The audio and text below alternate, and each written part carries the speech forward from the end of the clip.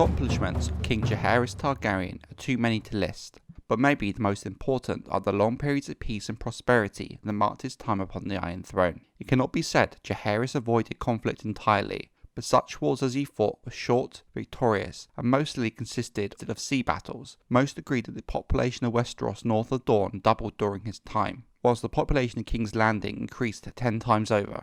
Lannisport, Goldtown, Duskendale and White Harbour grew as well, though not to the same extent as the capital. With far fewer men marching off to war, more remained to work the land. Grain prices fell steadily as a result, and fish became notably cheaper even for common men. There were both good and bad years, but it was rightly said that under Jaehaerys and Alsyanna the good years were twice as good as the bad years were bad. But storms and bitter winds still happened. But when men look back today upon the Conciliator's reign, it's easy to mistake it for one long, green and gentle summer. Little of this would have been apparent to Jaehaerys himself as the bells of King's Landing rang to usher the 55th year since Aegon's conquest. The wounds left by the cruel year that had gone before, now known as the Year of the Stranger, were too raw. The king, queen and council alike feared what might lie ahead, with Princess Aerea and Balerion still vanished, and Queen Rhaena gone in search of them both. Having taken leave of her brother's court, Aerea Targaryen flew to Old Town first, in hopes that her daughter might have sought out her twin. Lord Donald and the High Septon received her courteously, but neither had any help to offer Rhaena. The Queen was able to visit for a short time with her daughter Rhaella, so like and yet so unlike her twin sister, and yet it can be hoped that she found some calm for the pain while there. When Rhaena expressed regret that she had not been a better mother, the novice Rhaella embraced her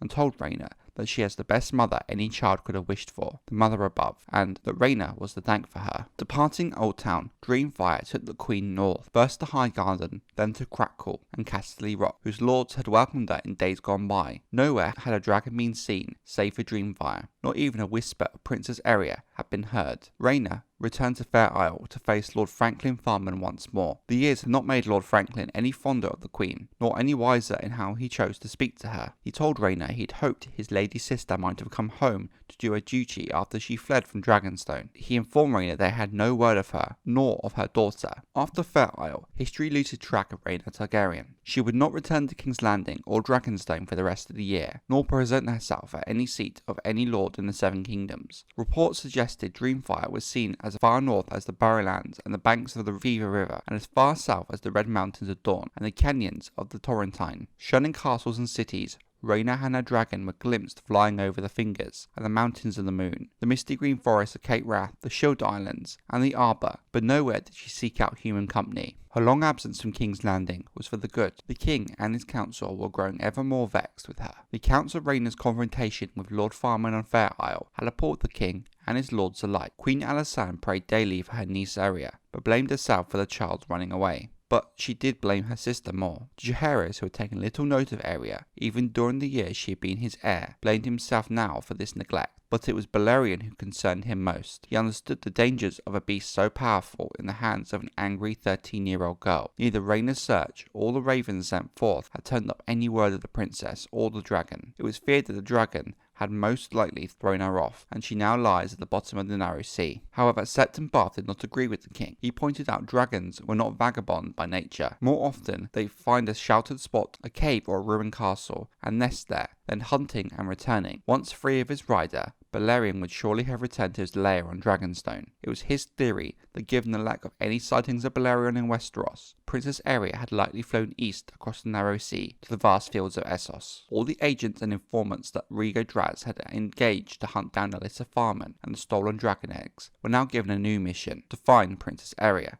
and Balerion. Reports soon began to come in from up and down the narrow sea. Most proved useless, as with the dragon eggs, rumours, lies and false sightings, concocted for the sake of the reward. Some were third or fourth hand accounts, with very little detail. The most intriguing reports came from the hills of Andalos, north of Pentos, where sheep herders spoke in fearful tones of a monster on the prowl, devouring entire flocks and leaving only bloody bones behind. nor were there any shepherds themselves spared, should they chance on the beast, for this creature's appetite was by no means limited to mutton. Those who actually encountered the monster did not live to describe it. However, none of the stories mentioned fire, which Jaehaerys took to mean that Balerion could not be to blame. To be certain, he sent 12 men across the narrow sea to Pentos to try and track down the beast, led by Sir William the Wasp of the Kingsguard. Unable to locate his lost niece, Jaehaerys Targaryen proceeded as he always would in times of trouble, and gave himself over to his labours. In the quiet of the Red Keep's library, the king began work in what would be one of the most significant achievements, with the able assistance of Septon Bath, Grand Maester Benefer, Lord Albin Massey, and Queen Alsyanna. Jaehaerys set out to codify, organise and reform all the laws of the Seven Kingdoms. The Westeros that Aegon the Conqueror had found had consisted of 7 kingdoms, not just in name, each with its own laws, customs and traditions. Even within those kingdoms there had been considerable variance from place to place. Even long before then, there were hundreds of petty kingdoms, and each time a petty kingdom changed hands, the laws often changed too. After 1,000 years, the result was such a mess of contradictory precedents that every lord possessed power of pit and gallows, and felt free to rule however he might wish on any case that came before his seat. Confusion and disorder was offensive to Jaehaerys Targaryen, and with the help of his council, he set out to reform the laws. It was Jaehaerys' view that Westeros had one king, and that it should have the same laws as well. It was a task so monumental it would take decades to complete all the reforms needed, but it began in that autumn of the year 55 AC. Early that same year, King Jaehaerys and the people of Westeros were thrilled to learn that Queen Alsyanna was once again with child. Princess Daenerys shared their delight, though she told her mother in firm terms she wanted a little sister. Queen Alsyanna left King's Landing for Dragonstone to await the birth of her child. The loss of Prince Aegon after only 3 days of life still weighed on her heavily. Rather than subject herself to the rigours of travel or the demand of life at court, the Queen sought the quiet of the ancient seat of the house, where her duties would be few. Septon Edith and Septon Lyria remained by Alyssanna's side, together with a few dozen fresh maidens chosen from amongst hundreds who coveted the distinction of serving as the companion to the Queen. 2 of Rhaegar Baratheon's nieces were amongst those honoured. Another royal progress had been planned for 55 AC, this time to the Westerlands. Just as she had when carrying Princess Daenerys, the Queen refused to let the King cancel or postpone the trip. Vermithor carried him across Westeros to the Golden Tooth, where the rest of his retinue caught up with him. From there, his grace visited Ashmark, the Crag, Case, Castamere, Tarbuckle, Lannisport and Casterly Rock. Fair Isle was notable among the omissions. Unlike his sister Rhaena, Jaehaerys Targaryen was not a man given to making threats, but he had his own ways of making his disapproval of Lord Franklin's treatment of his sister felt. The king returned from the west a month before the Queen was due. The child came precisely when the maesters had said he would, with eyes of pale lilac. His hair, when it came in, was pale as well, shining like white gold, a colour rare even in Valyria. Jaehaerys named him Aemon. That night, at Alyssanna's suggestion, he placed a dragon egg in the prince's cradle.